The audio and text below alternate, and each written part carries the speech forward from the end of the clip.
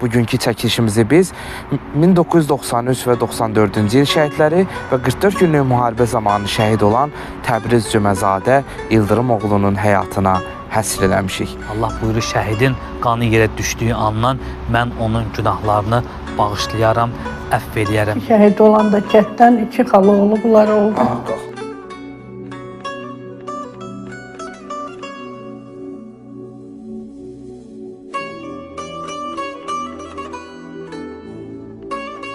Boğazın burasından öpürdük, bir de başından.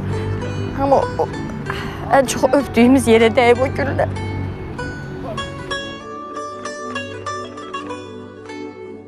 Onda demişdi ki, ata qorxma, onsuz da mən vura bilmirlər ki, deyərdi.